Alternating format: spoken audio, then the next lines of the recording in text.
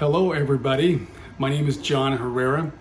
I started this CitySpeak blog and newsletter about 13 years ago. CitySpeak is now available as a podcast and as a video, and it will be soon available not just in English but in Spanish as well. CitySpeak is my professional channel that I will use to communicate my experiences working in local government, city organizations, special districts, and other municipalities. And I hope that this will help you in your pursuit of a career in municipal government or as a stakeholder involved in city government and other municipal organizations. As I said in the introduction, I'm a city director and I'm a CPA, certified public accountant, dedicated to attracting talent to local government organizations and ensuring the most efficient delivery of municipal services to all the communities that I work with.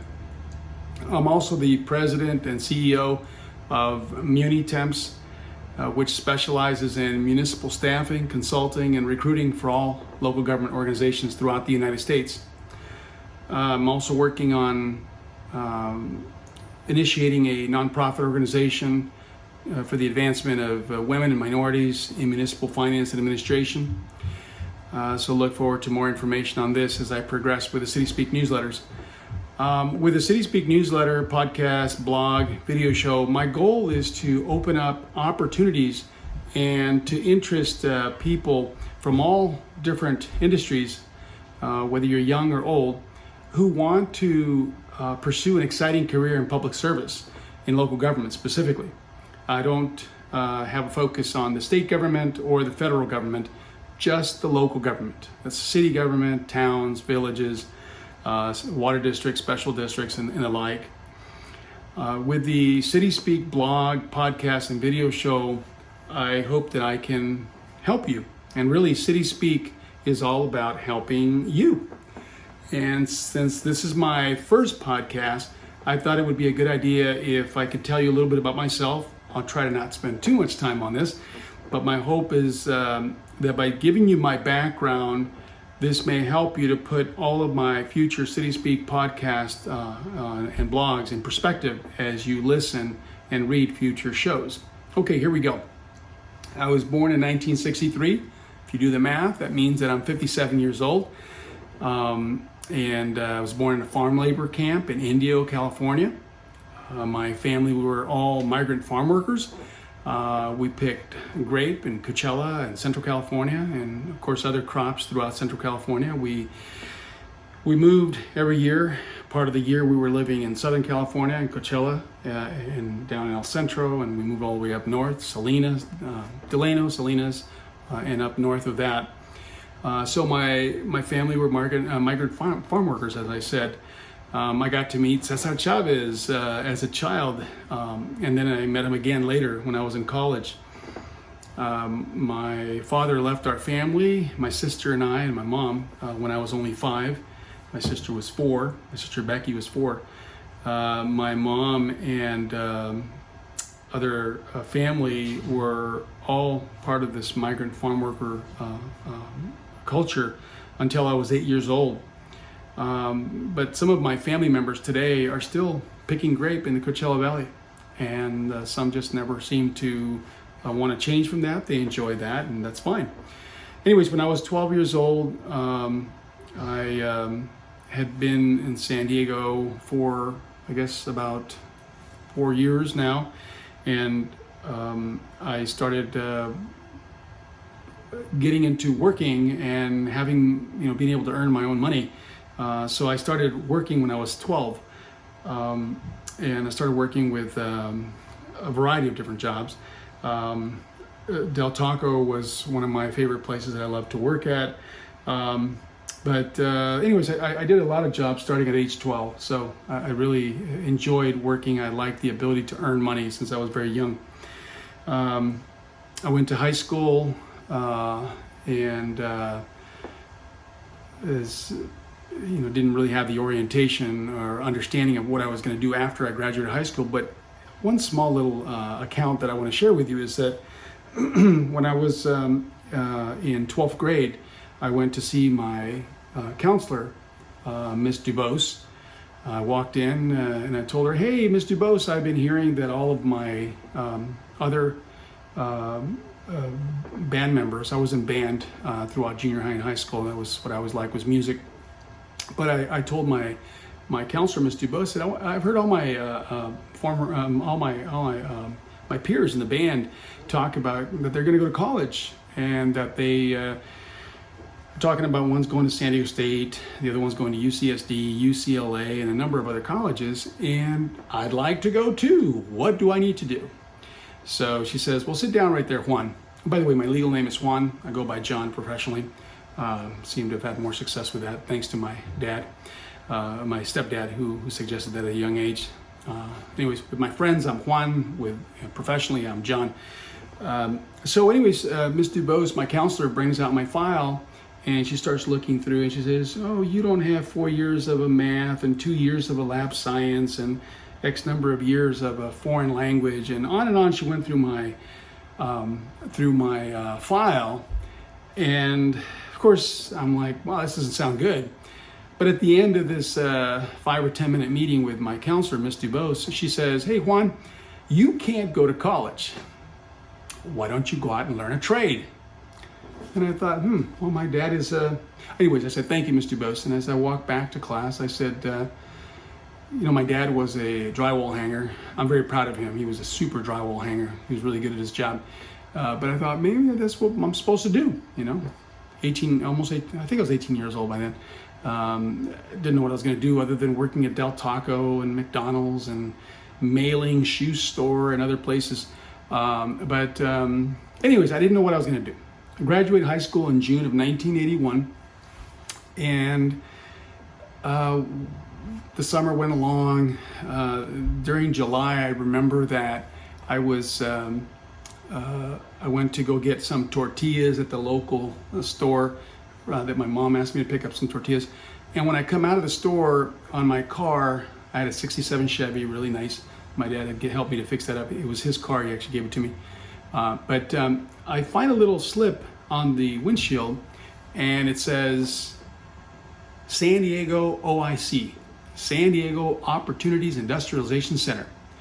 We will pay you to learn how to become either a bank teller or a machinist. So anyways, I looked at it, and this was over the weekend. So Monday morning, I go down to downtown San Diego, in an area of San Diego that was today is known as the gas lamp quarter. Back in 1981, it was not very nice. By the way, side note, redevelopment and the whole redevelopment law in California may have had some bad results in certain communities. But in San Diego, I felt San Diego and the Economic Development Commission, they did a really good job in using these redevelopment dollars to rehabilitate and renovate and stimulate and beautify the city of San Diego. But back in 1981, here in this area that I was going with my little slip of paper from San Diego OIC, it was not a very nice looking area back then. Today there's the Petco Park and a lot of neat restaurants and places and so forth. But anyways, I show up there, and I am welcomed by this gentleman, Herman Collins, and some of his associates. And there's about maybe 200 people there applying or present to want to register and so forth. So I'm in this long line and so forth. About 90% of the people that were there were African American. And then there was, maybe the other 8% were Latinos, 9%, and then there was other folks there as well. But it was primarily African American, but group there. And so Mr. Herman Collins greeted us after we all registered, greeted us and gave us a Coca-Cola story about, basically trying to help us with understanding that we can accomplish anything that we want in life, and that this training was only a stepping stone to opening up different opportunities for us. People like me who were told in high school that I couldn't go to college. So at any rate, spent, it was a 8-week program, I think it was. By the end of July, I was so excited because I knew how to use a 10 key adding machine. I knew, by the way, I took the bank teller pathway at San Diego OIC, not the machinist. I liked dressing up at that time, wearing suits, and I did that for most of my career, obviously. Today I'm more casual, working from home right now.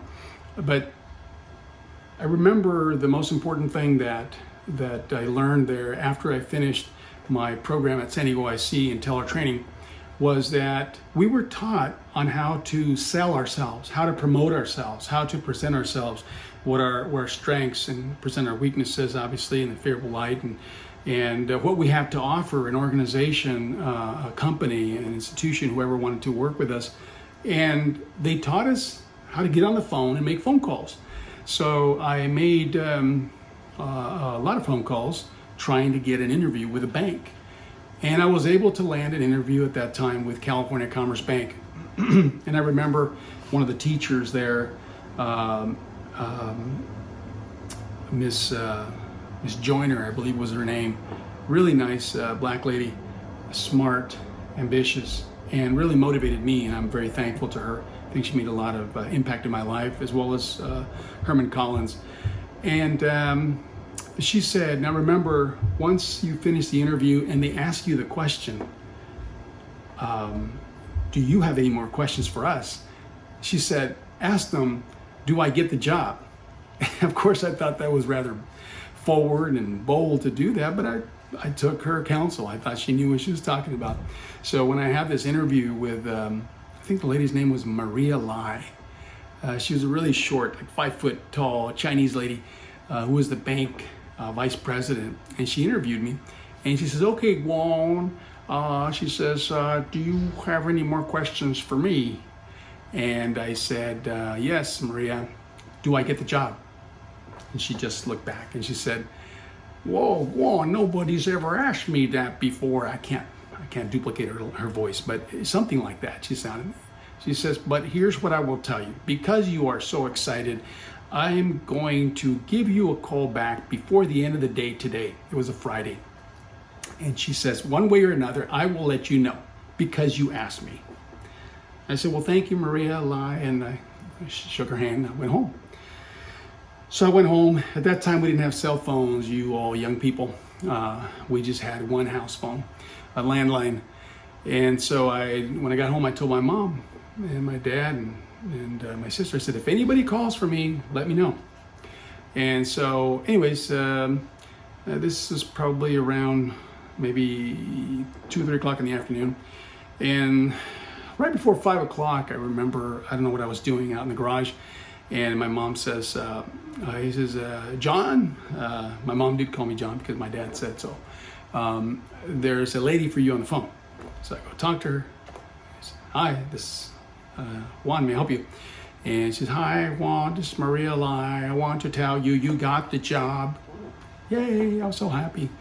You can start on Monday. I'll see you here 8 o'clock in the morning. So, of course, I hung up. I said, yeah, I was so excited. And as many people have been saying for a long time, hey, Juan, you got the job. What are you going to do now? I'm going to Disneyland. Can't go to Disneyland today, obviously, because of coronavirus. But yeah, so my mom and dad and my sister and I, we all went to Disneyland that weekend. We had a wonderful time and we were celebrating because I got a job. I didn't know what I was going to do with my life after high school. But I landed a job with the California Commerce Bank here in San Isidro, California, which is right on the border of Mexico, Tijuana, Mexico, and San Diego, southern region here. So anyways, I won't go into all that detail, but that's how I landed my first real job after high school. I did spend 5 years working for California Commerce Bank. I worked there for about a year. Then we were acquired, I believe, by the Bank of Coronado. I worked there for another 4.5, 5 years. And then after I had worked at the Bank of Coronado for, through 1986, I spent all those 5 years always wondering, why why couldn't I go to college? It just doesn't seem right. I don't understand why I can't go to college. Because every time I asked about how to go to college, they said, no, you got to take all these classes during high school, you take the SATs, and then you get admitted to some university. Of course, at this point, I'm 23, been working for 5 years, and every time I asked somebody about how I can go to college, there was always a blank wall, there was no opportunities. But it always bothered me that when I was working at the Bank Coronado, I still remember one day, I was 22 at the time, and I'm sitting there reading the Wall Street Journal. It was always available there at the Bank Coronado. At this point, I'm not in the San Ysidro branch anymore, I'm at the Coronado branch. And I'm sitting there, not understanding most of what I'm reading, by the way, but I figure that by osmosis or whatever, I'll start understanding this stuff. But I'm there trying to pretend, I'm dressed in my nice suit. I was thin back then, good looking, maybe, I don't know, some girls used to tell me that. But it looked good as a young man, 22 years old, And then there's this other young guy, his name was John Lawson, a recent graduate from San Diego State University, but he was hired not as a bank teller, which is what I was doing for those 5 years. I couldn't get beyond bank teller without some formal education. But John Lawson, recent graduate out of college, San Diego State University. He gets hired in the management trainee program as a bank auditor. So he's really on a different track than I am. But I'm looking at this guy, I'm like, what makes him different than me? He's 22, just like I am, but he's got a college degree. He's got a bachelor's degree in business administration. And all I have is some ABA, American Bankers Association classes and vocational training that I had. But I wanted what he's got because I want to be involved in the decision making in an organization, in finance and banking and management and so forth. But you're not going to get that on-the-job training, by the way. Few organizations are able to allow you to do that. Anyways, I remember this one lady who would become his mother-in-law. She looks over at us. She says, "Oh, look at these two young executives, so successful and on their way to success." And I'm thinking to myself, "Yeah, thank you for the nice comment." I said, "But I don't think I'm going where he's going because I don't have the bachelor's degree." And so I become really frustrated that year, and I'm saying, why can't I get into college? I want to go to San Diego State University. And I still remember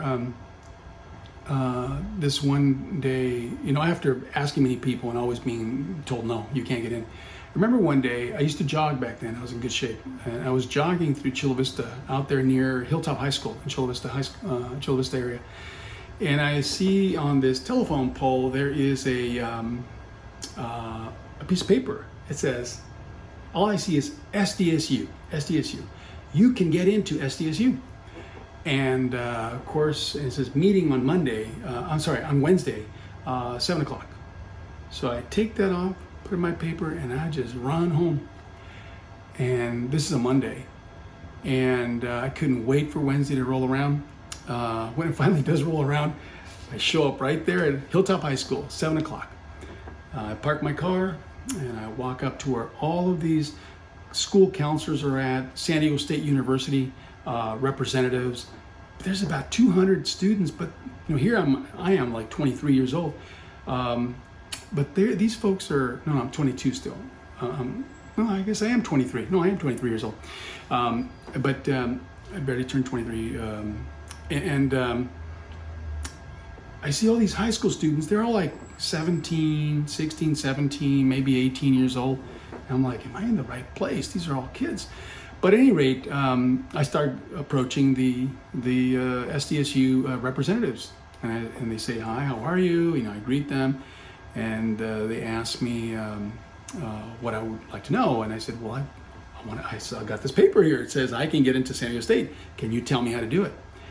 And they say, "How old are you, son?" And I said, "I'm 23. "Oh, so you don't go to high school here?" I said, "No, I don't." And I said, "I graduated 5 years ago." They said, "Oh, no, this is for high school students. who have taken the SATs. I've never taken the SATs, by the way. I did take the GRE and GMAT, but that's for grad school. But so they gave me the same answer. It's just like a balloon. All the air came out, and I was like bummed out. Dang, and I struck out again. So college is basically, San Diego State University is not for me. I'll never be able to do that. So I start walking out, kind of downtrodden with my head down. And I remember this really nice guy, big, tall guy, blonde-headed guy, comes up to me. He says, "Hey, son, what's the matter? Why you look so blue or down," or something like that, he said to me. And I said, because here's this paper said I can get into San Diego State, and it's been 100 times that I've been trying to find out about how to get into San Diego State, and every time I'm told it's too late for me because I could only do this during high school or as a high school student. He says, puts his hand on my shoulder. He says, "Son, what are you talking about? Why don't you go to Southwestern College? Take 60 units, in about 2 years. You get your general education certification, and then you become a transfer student. You transfer into San Diego State." And I looked back at that guy and I said, "Really? You can do that? Nobody told me this." At that time, it wasn't something that was promoted, at least not for me. And none of my family had ever been to college. I mean, literally nobody. Not my uncles, my parents, aunts. Nobody had been to college, and nobody could tell me. Nobody knows about this community college thing. And anyways, I remember I said, "Thank you." I think I said thank you or something like that, something nice to him. And I go back home. I get all excited, telling my parents I still was living with mom and dad. Although I could afford living on my own if I wanted to, but I was living with mom and dad, and I told them all about this. And I told them that I was going to be quitting my bank job, which at that time I was making pretty good salary for a non-educated person. They treated me very well at Bank Coronado. Mary Odom Hayes, love her. Corrine Russell, the bank cashier, which is a very high executive vice president position, but they were so good to me. But I decided that I was going to leave my job at the Bank Coronado, very steady job, 1981. It was tough finances economically back then, but I wanted to go to San Diego State. I was going to go to San Diego State at any cost, and I was willing to sacrifice my job, and even if I had to give up my car. I had a car payment at that time. I didn't care. I wanted to get a bachelor's degree from San Diego State University in business administration. So I quit my job. Well, actually, wait a second. I didn't quit my job. I asked my supervisor, who at that time was this guy, Vince Romeri. He was the operations officer, and he was not at all open to me going part-time. I said, "Hey, I'll work really hard for you. Let me go part-time. I'll work 20, 25 hours a week, and so I can go to college," because I was going to go full-time to Southwestern College to get this done. And he says, "No, not going to work for me. You either give up school or give up your job." So he made me choose, and I said, "Thanks, see ya." Gave my 2 weeks notice, and shortly thereafter I enrolled at Southwestern College and got accepted. I'm actually very proud of Southwestern College. To this day, I believe it's one of the most valuable institutions, helping a lot of people, many different areas now. They've reinvented themselves in so many ways. The community college system I love very much, and I value very much.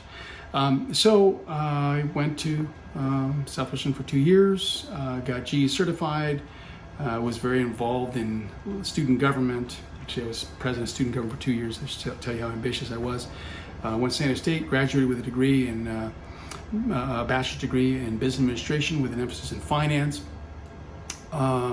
This is I graduated in 1990. Then by 1997, I had earned my master's degree from Cal State University, San Bernardino, master's degree in public administration.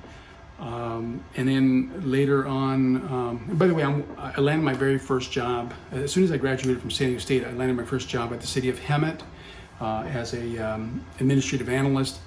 Then went from there to the city of San Jacinto as a finance director. Got a big promotion. A lot of things happened in between. I'll tell you all about this later when I do future CitySpeak newsletters.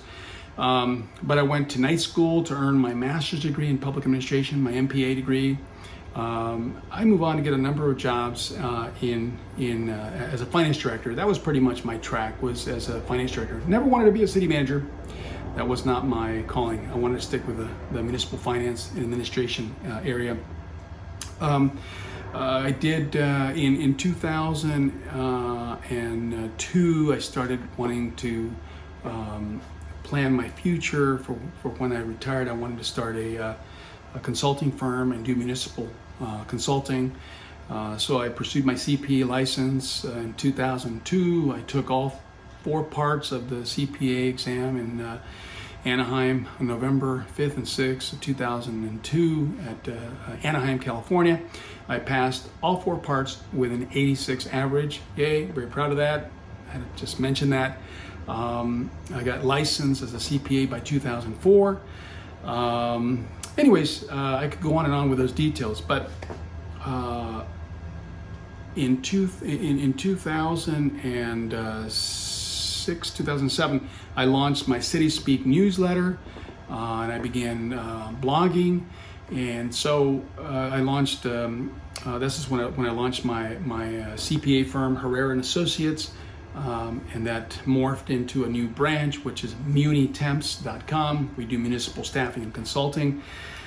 So, anyways, sorry for the rambling on about my background, but I just want you to know a little bit about me and what you can expect from the CitySpeak podcast and the video blog.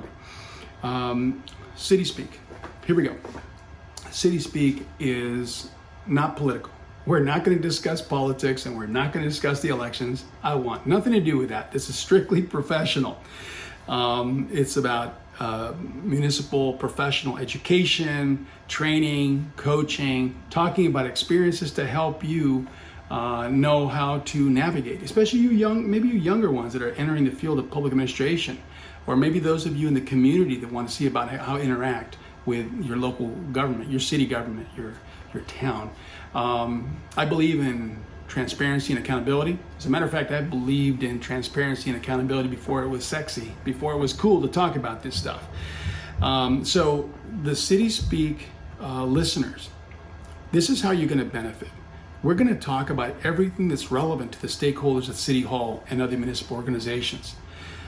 We have a unique focus on community and directing interest to an exciting career in municipal government. So you can email me, john@munitemps.com, and we can talk about any ideas or topics that you want me to discuss. I'm going to have different guests, people that are currently working in municipal government, people that are retirees, and we're going to talk about these subjects that deal specifically with city government and other special municipal government organizations. It's all about local government.